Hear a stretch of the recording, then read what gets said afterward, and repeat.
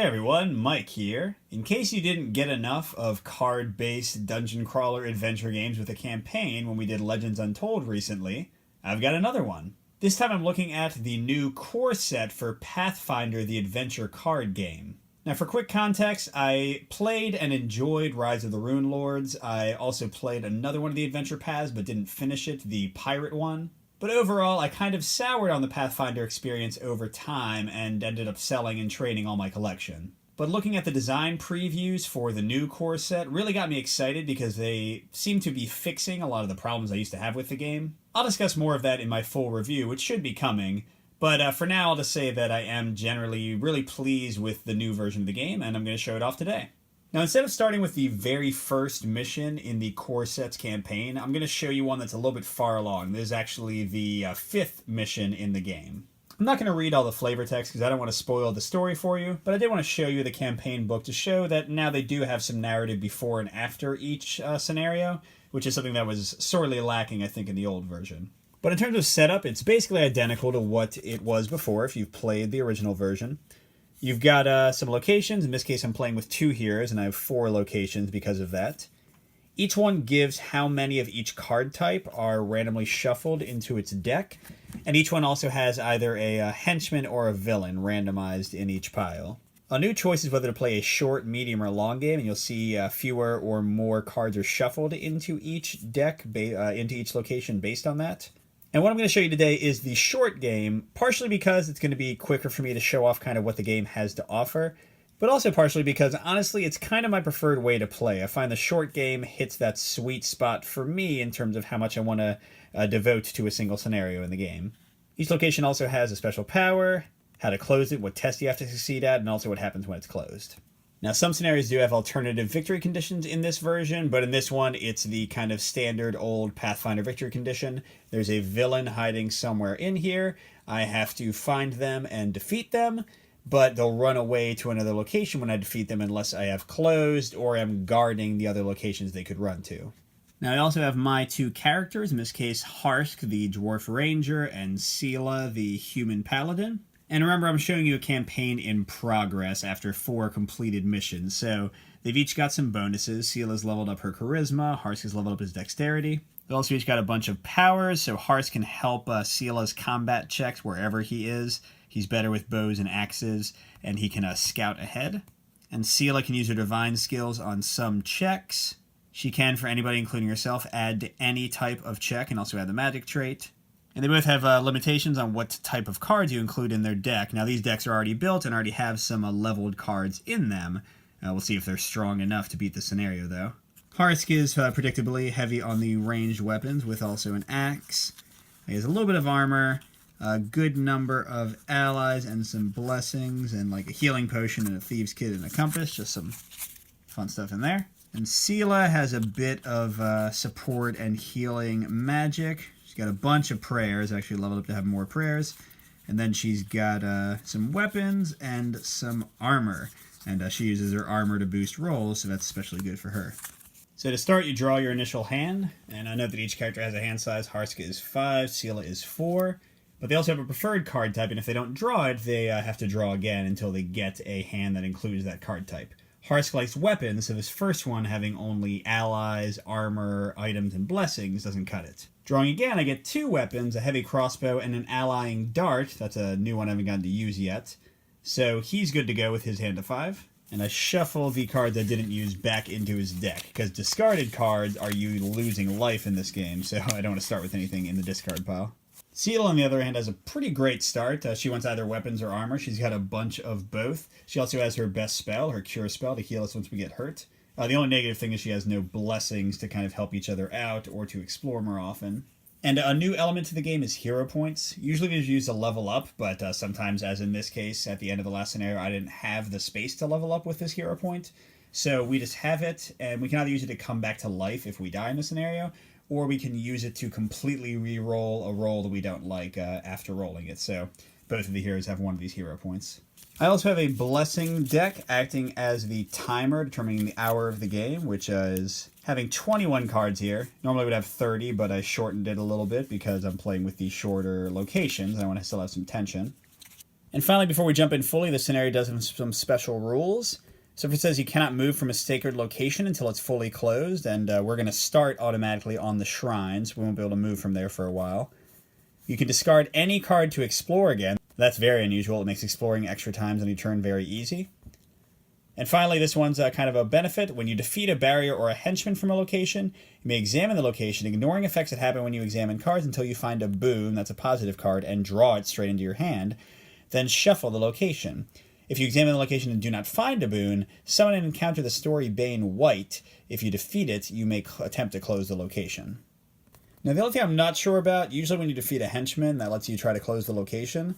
I'm not entirely clear on if I take this option to draw a boon, whether I still get to close the location from the henchman. I'm going to guess that it's no. I'm going to play it the harder version and say that if I take this bonus, I don't get to close it until I fight the white or go through all the cards. So we'll play that way for now. So the game does come with fun little standees for each of the characters now. We're going to put them both on the shrine where we have to start. And it is sacred, so we can't move until it's closed. The benefit is on divine checks, add 2. That's going to help out Seela, since she likes doing divine stuff.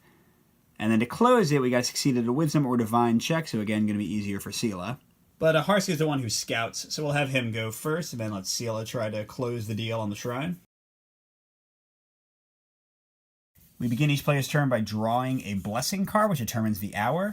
And we ignore everything else on the card and just look at the when this is the hour text.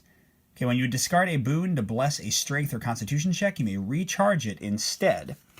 So anytime during Harsh's turn when a strength or constitution check, we discard a card to use it, instead we get to recharge it, which puts it on the bottom of our deck instead of out of our deck in the discard pile, which again is kind of like getting damaged in this game. Okay, the next step of my turn is that I could give a card to another character at my location, but right now we're both kind of okay, so we're going to skip that. Next, Harsh could move to a new location, but he doesn't want to, and also he can't because the power of the scenario is preventing him from leaving the shrine. And now we get to the meat of the turn where we're going to flip up the top card that's called Exploring. And don't forget that a lot of cards will give you abilities that will let you explore additional times. You get 1 Explorer for free each turn. And in this scenario, it's even easier. You can discard any card to explore. Because here we've got a tough new barrier. I say new because this is level 2, and this is my first level 2 scenario, so I haven't seen this one before. So this is a Bane, a negative card you have to defeat. You have boons that are cards you gain to your deck, and Banes, cards that try to hurt you. So it gives you some options. I can defeat it with Intelligence, Diplomacy, Disable, or Stealth. And the difficulty is 8. Then powers. If undefeated, reload this barrier. That means put it back on top of the deck. Then summon and encounter a monster. So the Guardian Door will both bring a Guardian and remain closed if I can't defeat it. So in terms of my chances to defeat this, Intelligence, Harsk has a d6 with no bonuses. Diplomacy, Disable, and Stealth are all little sub-skills that would show up underneath things, but I don't have any of those. So if I wanted to use those, it would be a d4. So my best chance right now is with the Intelligence d6 test. I can additionally discard a Blessing to bless the check, which just means I roll an additional d6, whatever my statistic is. And this blessing does have the power that if the hour was level 0, I would recharge it instead of discarding it. But here, see, the hour is level 3, so that doesn't apply. As a final boost, Seela, on a local check, that means at her location, can discard an armor or the top card of her deck to add 1d4 in the magic tray to a roll. And because of my little checked-off skill here, I can actually recharge the armor or blessing instead. So I'm going to take her magic chain shirt and armor, recharge that, and that'll give Harsk a bonus d4 die to roll. So I've got a 2d6 and a d4, trying to beat that barrier of 8. And I got it easily, didn't even need the d4. So that is banished, taken out of the game completely. And now Harsk could explore again, but both he and Seela are down a card, so he's not going to. But he does get to examine the top card of the location he's at the end of his turn to kind of help Seela know what's coming up ahead. So in this case, another level 2. It's a Pixie Gang, which can be defeated with combat or dexterity acrobatics. On the check to defeat, add the number of other local characters. I guess I'll be helped by having Harsk there to assist me, so that's nice. And at the end of the turn, Harsk resets his hand, which means he draws until he has 5 again. And here he's got his Elixir of Healing. All right, Seela's going to draw her hour. This is when you acquire a boon, you may recharge a card. Probably not going to happen this turn since there's that enemy waiting for us. And by the way, the Blessing deck is the timer for the game. When this runs out, we have to stop the scenario if we haven't won yet. All right, so I'm not going to give a card, I'm not going to move, but before I draw that card and fight it, I can display my armor. And this means that I just put it right next to my deck and my character card. and it's going to sit around there until I want to use it to stop some combat damage. Or for Sela, additionally, it's going to sit around until she wants to use her ability to discard an armor, recharge an armor with her bonus to gain a d4 to a test. This will free up my hand so I can have 4 new cards and still have the armor available for any use. Okay, now she's going to fight that guy we saw a moment ago. Okay, so we need a 13 to beat it, but if we don't beat it by at least 4, we're each going to give a random card to each other. I guess that's just the pixies kind of messing around with us. But most importantly, she'll get hurt really badly if she doesn't beat him, so let's try to destroy him utterly. So we'd like to get a 17 to not have to switch cards randomly, but a 13 would be fine. She's certainly better at combat than at dexterity and acrobatics, so that's what she's going to do. And she's going to get +1 for having another local character there. So to start off, Sela gets a d10, and her melee skill is +2, so it's a d10 +2. She's going to reveal her Warhammer and not discard it to get another 1d8. And Harsk has the ability on any combat check, he can recharge a card or reload a weapon to add 1d6 because of my level up to the check. So let's see, the heavy crossbow is better if he gets into a fight, so he'll go and put the allying dark on top of his deck, reloading it. And that gives Sela a d6, so she has all these +2. I think that's probably not enough, so Harsk is also going to use his benefaction, another blessing, which can only be used on another character, to give her a second d10. Alright, so all these +2. Remember, if she gets a 13, she defeats some, but she has to trade a card with Harsk. If she gets a 17, she doesn't even have to do that. Alright, so pretty bad rolls on these. So that's 5, 11, 12, +2 is 14, so she beats them, but they have to randomly trade cards with each other. So the Pixie Gang is banished, and Harsk gives Sela his crossbow. That's not great, she doesn't really need that. And Sela gives Harsk her Warhammer, which he can use fine. So they traded weapons, but not a huge deal, because don't forget you can trade one card with a local character at the beginning of each turn. Sela's certainly not going to explore again, because, man, she's down a lot of cards, and she gets a blessing and another blessing. Nice. And, you know, I just remembered the rule from the scenario that whenever you defeat a barrier or a henchman, you get to search through the location deck until you find a boon. And Harsk defeated a barrier his first turn, so let's see what boon he would have gotten. Oh, a blessing. Okay, so he gets a prayer. We'll just put it in his hand now. I know it's a little bit after the fact, but I think it's okay. Speaking of Harsk, it's time for him to go again, and he gets an arrow with no effect, although it is a 0-level blessing, which helps sometimes. And he is going to give his Warhammer to Sela, and just hope that he can get into a fight this turn. And we'll go ahead and explore. Oh man, another barrier. Okay, it's a haunt. Charisma or diplomacy, he's very bad at that. Or divine, which he doesn't have at all, which is too bad, because remember, you get a bonus to divine at the shrine. Okay, so when examined, suffered the Scourge frightened. So if he had used his little end of turn ability to see this ahead of time, he would have become scared by the ghost there. Can't evade it, doesn't really matter. And he'll become drained if he does not defeat it. Okay, like I said, this is not great because his charisma is D4 and he doesn't have the diplomacy or divine skill. But a little note, you can choose to use a skill you don't have, rolling a D4, and hey, he has a D4 anyway, so he's going to use the divine skill. And remember, at the shrine, the divine skill is +2, so it'll actually be D4 +2 just by making that choice. And to beat this barrier, by the way, you'll notice out this new notation of plus number. That means the number of the current scenario. We're in the level 2 area of the adventure path. So he actually needs a 10 to beat with charisma or diplomacy, or an 8 with divine. So yeah, choosing divine is great because it's 2 less to beat it and 2 bonus to the check. So right now he's got a D4 +2 versus the 8. Sela will do her little power to give a plus D4, and she can actually flip from the top of her deck, and if it's an armor or a blessing, she'll recharge it, otherwise she'll discard it. So here it is a blessing, so she gets the D4 to Harsk without actually losing anything. And let's go ahead and play a blessing with Sela as well, so that'll be 3d4 +2. Still not ideal odds, but hopefully Harsk will be okay. Alright, come on.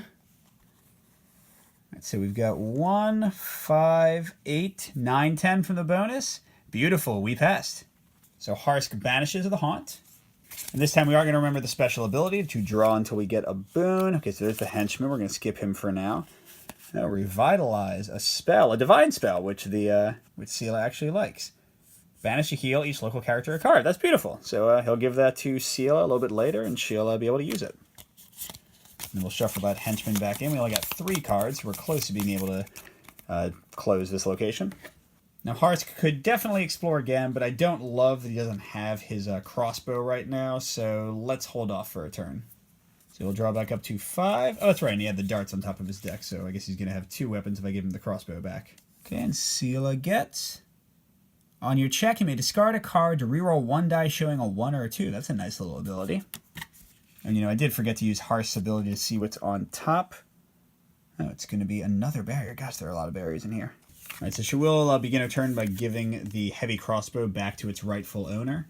And I believe you don't check hand size until the end of your own turn, so I think Harsk is okay right now with 6 cards, even though we usually can only have 5. So that barrier I snuck a peek at is going to require intelligence or knowledge. And sadly, that's Seala's worst, so we're just having a lot of not great luck here. It makes me wonder if she should even explore this turn, because even with a blessing and with her ability, that would be like 3d4 versus a 10 difficulty, I think. That's not great odds. So yeah, it's usually not the best option, but she's actually going to choose not to explore this turn and let Harsk, with his d6 intelligence, attempt the barrier instead. She will reset back to 4 cards. Ooh, she's got Aid, which is a spell that can help another character with a test, so she'll be able to back up Harsk with that. But let's get to Harsk's Blessing. On your check against a monster, he's going to go into Blessing this turn, or sorry, a barrier this turn, so that won't really affect anything. And he'll begin the turn by giving the Revitalize over to Seala, who can use it better. Okay, now he'll try to go for this barrier. So again, it's a 7 plus, so it was a 9 difficulty, not 10, but 7 plus the difficulty number, an intelligence check. Harsk has a d6 intelligence. Seala will banish her Aid spell to add 1d4 plus numbers, so that's 1d4 plus 2 to the check. And unlike an old Pathfinder where you would immediately roll to recover the spell, she's not going to roll until the end of the turn to see if she keeps the spell to use again. Seala will also use her ability again, and do I want to take the chance of discarding a card off the top? I think I do. Oh, great, it's another Blessing, so that again gets recharged. That's going to leave us with 2d4 plus 2 plus a d6. That might be enough, but we could bless it. And probability-wise, that should on average be enough. Let's go ahead and try it. All right, see if Harsk can read a book. And 5 plus 3 is 8, 9 plus 2 more, 11. Definitely. Okay, that was another barrier, and looking at the location, it looks like there should be 2 blessings here, so there should be a blessing for him. There it is. Ooh, a level 3 blessing. Okay, a local check, discard to bless. After the roll, if it's a check to close or to guard, the character may re-roll, so a little bit better for blessing guard checks. Now, Harsk has 1 card too many, so we might as well go ahead and fight to get this location closed. So he'll use the Lookout to explore again. He could do that with anybody, though. And we know the only card left is the Henchman of this location. Now, in this new version, you have proxies, so they don't have to print a billion copies of each of these random cards. I don't find that bothersome at all. So we just keep the zombie minions out, and every time a henchman shows up, it's a zombie minion. Okay, so this guy will damage us a bunch if he isn't defeated. And he's got 2 checks to defeat, first a 9, and then an 11 plus 2, so a 13. And a fun new thing about these multi-step checks is that one character can do one, another character can do another if they're together. So Seala can do the first combat, and Harsk can do the second combat, for example. And I do think Seala will take on the first zombie, the weaker one. She'll again use her melee of 1d10 plus 2, her Warhammer for a bonus d8, and I think she'll discard a Blessing to get another d10. That should be enough, I think. Don't forget, especially that she's getting plus 2 from her melee. She only needs a 9. So yeah, I probably didn't need to have the Blessing. I definitely would have won without it. Now, Harsk is the much stronger fighter, so he'll certainly go against the 13 himself. And he would have to. Even when it's a multi-step thing, you have to do at least one of the steps. So he's going to attack with the crossbow in range. That's a plus 3 to his d6. The crossbow itself gets reloaded to the top of the deck for another plus d10. And then he'll use his character ability to reload a weapon to give himself another d6. So that's already 2d6 plus 10 plus 3. With the plus 3, I only need a 10 total. So this should be fine. And I forgot, because of the Blessing Hour, I have plus 1 against monsters. So it's actually going to be plus 4. I think that's enough to get to that 13. Let's see.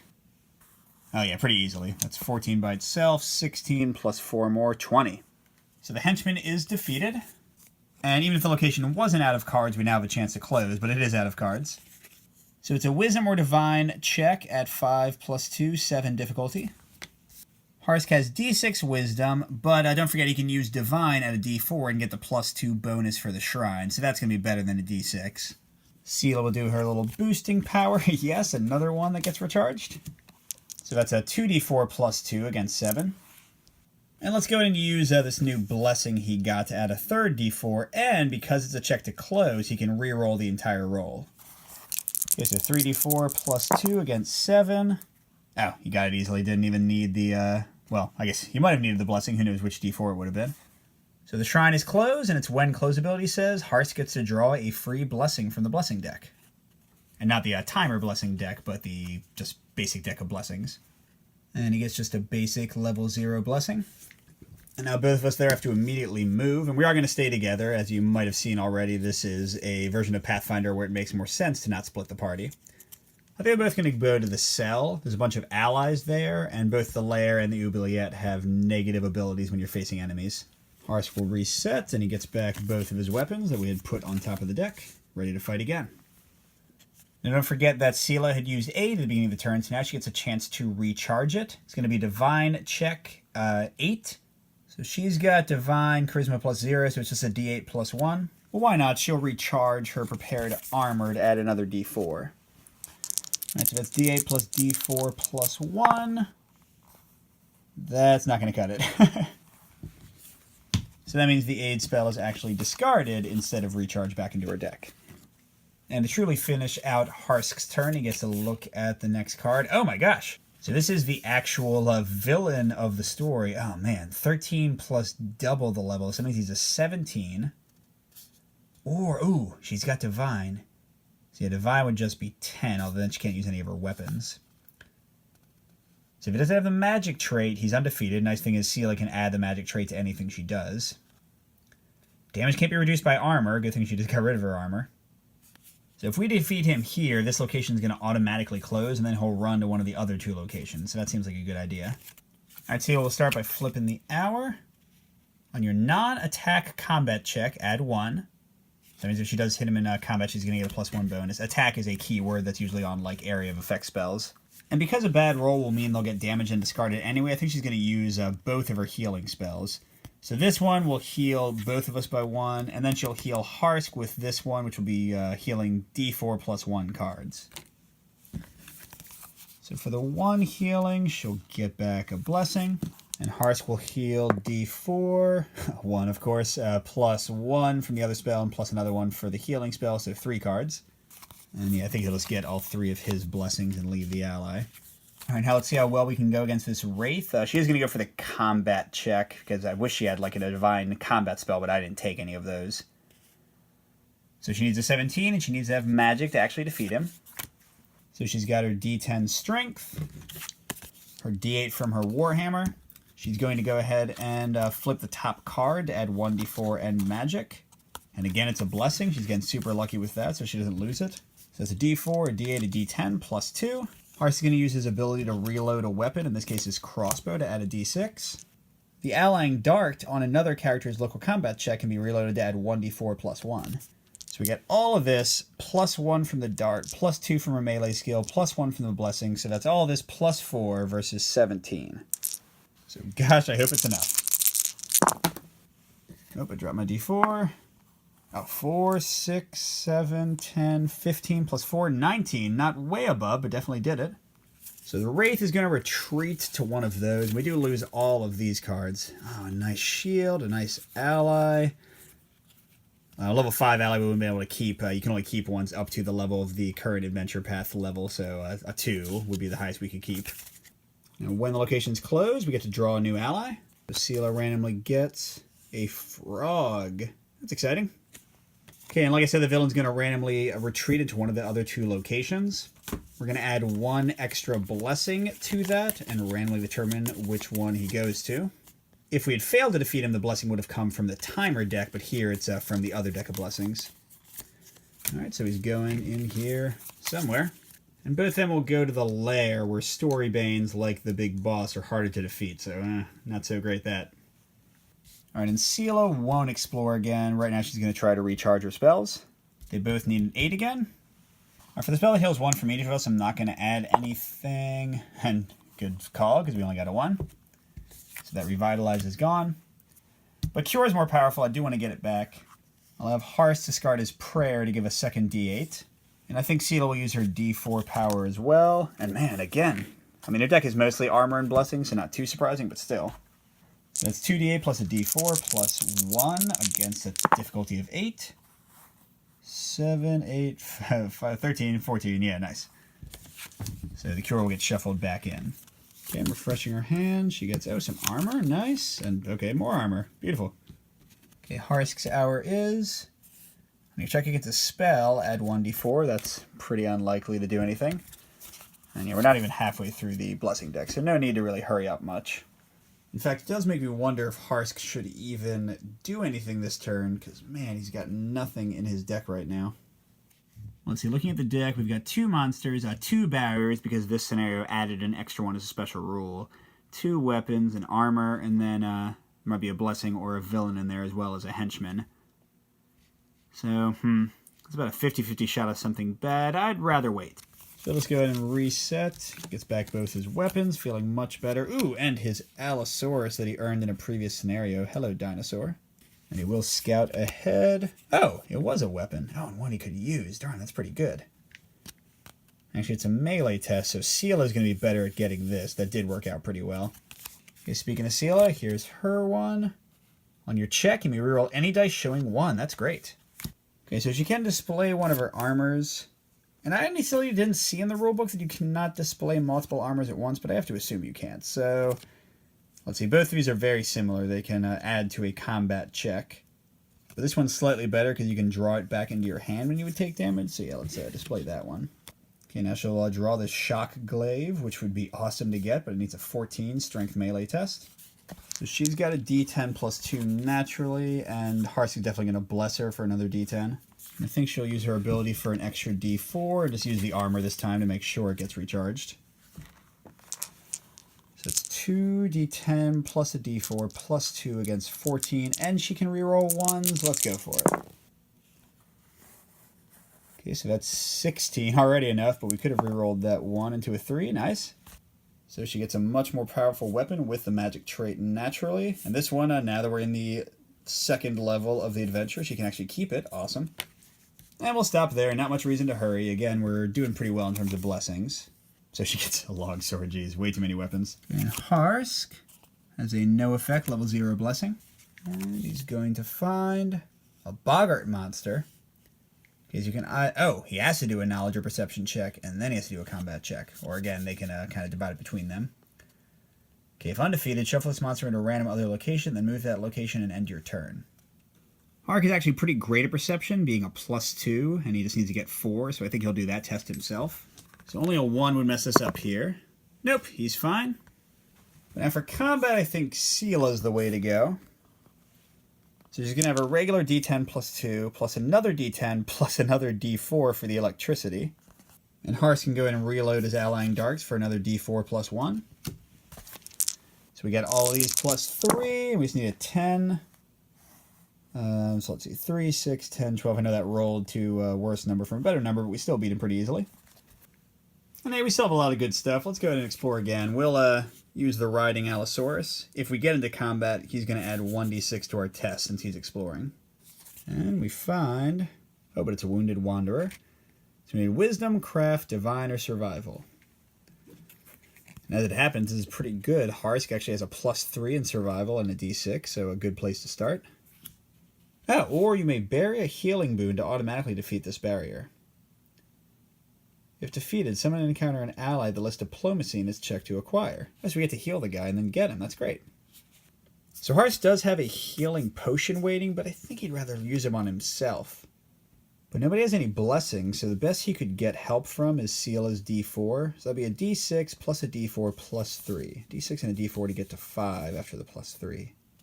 You know what, whatever. We haven't really used too many cards yet. Let's just make it a sure thing. So we're going to go ahead and bury this healing potion, which means it goes underneath his character and can't be used again this mission. So we're going to defeat this and gain the first ally we find that lists Diplomacy. So, holy crud, we rescued a genie. He's a wounded genie. Very interesting. So he's a level 3. We won't be able to keep him at the end of the mission, sadly, but recharge to draw a card, then shuffle your deck. That's pretty cool.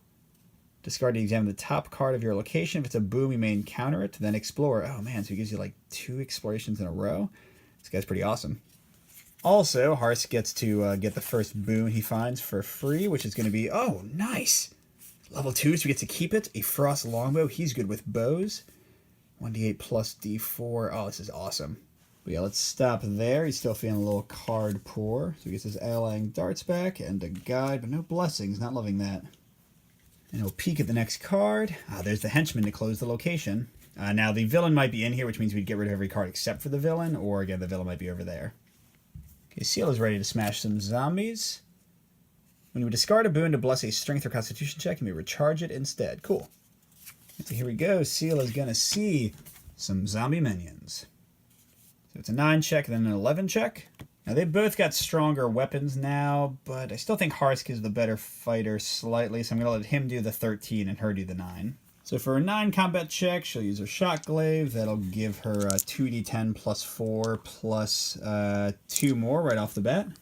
And Harsk will reload his Allying Dart to give another d4 plus 1. So we got this plus 3, just needing a 9. Oh, 3 of the dice were terrible, but that 10 makes it easy. And then Harsk will use his new Frost Longbow. So he's got 2d6 when he's using a bow, a d8 and a d4 from the longbow. He's got his natural plus 3 to range combat. And what the hey, he'll reload the crossbow for another d6. So all of these plus 3 to get 13. Gosh, it has to be enough. Oh my gosh, yeah, 11, 14, 16, 19, 22, bam! So the way we're following this scenario, he can either search for a card or close. And actually, sorry, this is Seala's turn, which is good because it's a strength or melee check at a 7 difficulty, and she's better at that. But I don't fully love her odds, so I'm going to use the genie to recharge for Harsk and immediately draw a card, maybe get a blessing. No. Oh, I should have known that. Of course it's the heavy crossbow. I put it on top. Oh well, now he's going to shuffle his deck, so that didn't help much. Alright, so then to do that 7 difficulty, she'll just do her regular d10 plus 2, and she'll use her ability. Recharge it. It's a blessing. Yes. So here we go. We need 7, 4, 5, 6, 7, 8. Just got it. So we do look in the location, see if the boss ended up here. He didn't. We're losing out on a blessing we couldn't have gotten and some magic leather armor. I forgot the difficulty to defeat Storybanes here is plus 2. Now, we totally destroyed that zombie minion, but just a note, I did forget that. Alright, so this one closes with no effect. So that leaves only the oubliette, which increases the damage we suffer by 1. And that means both a henchman and the villain are hiding in here. Seela still has all the cards she needs, but this is dumb. So she's going to go and discard both these extra weapons, and that lets her recharge. Oh, into another weapon and an ally. Gosh, I just want some blessings, some spells. Then Harsk, on your stealth check, or your check that invokes the poison trait, 1d4. Okay, probably not going to help at all. Let's see what we find. A crow ally. I need a survival check of 5 to get. I'll just have him roll straight. He should have a good chance. D6 plus 3. Oh, or not. Okay, bye-bye, Raven. And let's stop there and see if you can get some blessings. Hey, there's 1 and armor. Don't mind that. And he gets his sneak peek. The tall knife. Oh, this is a guillotine that you can use to automatically kill an enemy who's not a henchman, so that's kind of fun. That'll be there for Seela to maybe acquire, although again it's level 3, so it won't last. Okay, and her, our. Are you checking it's an animal or elemental card? That one is neither at 1d4. And you know what? She'll go and give the dog slicer to Harsk because, again, she wants to actually get some blessings in her hand. Now, she needs a 12 to get this, but again, it won't stay in her deck, so I'm just going to roll for it. If I get a 10, I get it. Otherwise, I don't. Actually, no, not even that, because it's not melee, just string. So yeah, I lose it. It's banished. And then what the hey? She'll jump forward with her frog to explore again. Oh, and it's a henchman. Okay, so that means if we defeat him, we'll be able to close the location and just have the villain left, because we won't get rid of the villain by itself. All right, so there's a 9, then a 13, and no bonus this time at this location. Since she has far fewer cards left, she'll go and use the Shock Glaive. That's 2d10, a d4, and plus 2. She just needs a 9, so whatever, let's just do it. Yeah, exactly. He's done. Let's see, Harsk has all these new fun things, like this dog slicer I gave him. But I think he'll go the safe route and use his Frost Longbow. So that starts him at a 2d6, a d8, and a d4, plus 3. And he'll reload that dog slicer for another d6. That's a bunch. We just need 13. 6. Yeah, okay, we got it. All right, now what do we need to close this place? Constitution or Fortitude? 7. Although, actually, let's see. We've got, I think, 2 barriers left in here. 2 monsters and the villain, but also another weapon and an ally. I could, instead of closing the place, do that free search and draw a free card. We have a lot of time left, so I think that's probably the way to go. So he gets... Oh, another good bow. Seeking... Oh, it's a short bow. That doesn't necessarily do enough damage for me. And he shuffles the rest. The villain's somewhere in here. And let's see. Let's get rid of this ally to investigate again. And I guess he'll put up his armor to just display it so he can have more hand size.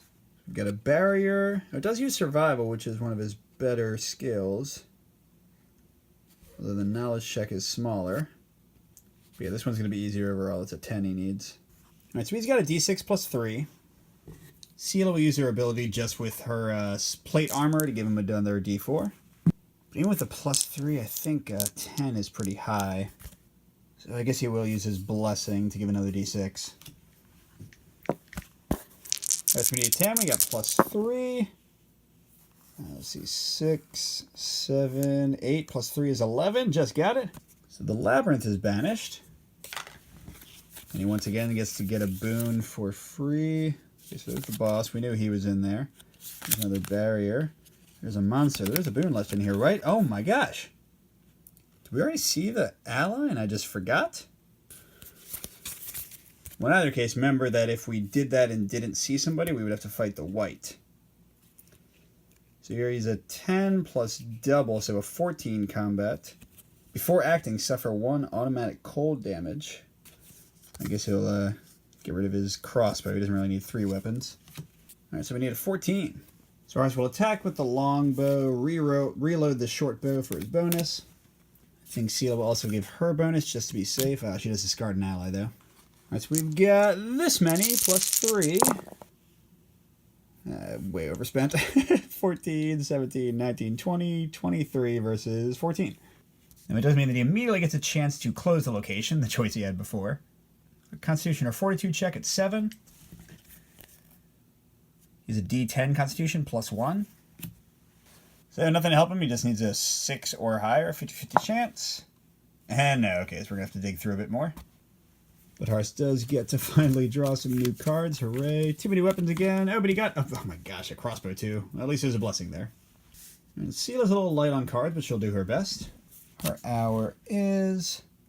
When you encounter a monster, you may evade it. Okay. And by the way, yeah, we're a little bit more than halfway through, but clearly still doing fine. Maybe I should have removed more blessings. You know, I forgot. The oubliette makes damage suffered 1 more, so I could have buried the chain shirt to cancel all of it. Let's say I did that instead of discarding the crossbow and just, I don't know, put the light crossbow back. Alright, there's all bad cards left. Let's see what we... that's great. Okay, because I don't really want to fight all the rest of them. Let's just get to the boss. Okay, so we need magic again, but now they both have magic items. That's not a problem. We need a 17 to defeat him. Alright, this is all or nothing, and I want to show how fun Harsk's support can be. So we're actually going to have Seela lead the attack since it's her turn. She basically has to. Let's just go for broke. So she's got a 2d10 plus a d4 from her shot glaive. And we haven't shown this yet, but she can actually discard it to re-roll her attack since she's proficient in weapons. She'll also discard the top card, and she actually does discard this time to get another d4. And then Harsk will reload the dog slicer for a plus d6. He'll do a blessing to give her another d10. And he'll use any of his bows, which can all be freely discarded, to add a d8.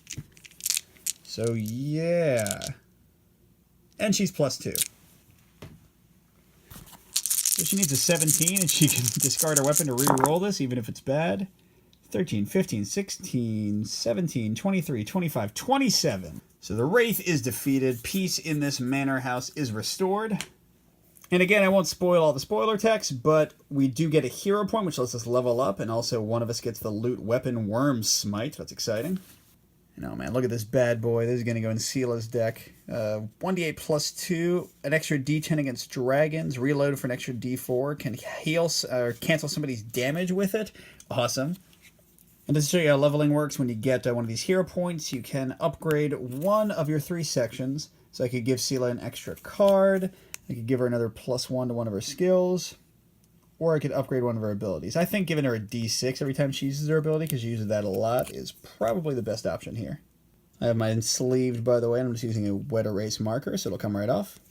Harsk, on the other hand, could get plus D8 instead of D6 to all his attacks. Or we could just get another bonus. And I feel like we didn't have too many difficulties with combat. Let's actually give him a +1 to wisdom, which he's already pretty good with, and kind of diversify a little bit. And that's it. I won pretty handily in the short scenario. There's, in the base campaign, 2 more scenarios after this in the 2nd level, and then 2 more in the 3rd level, plus a repeating kind of infinitely variable scenario at the end, which is a lot of fun. So yeah, that's Pathfinder, the revised core set.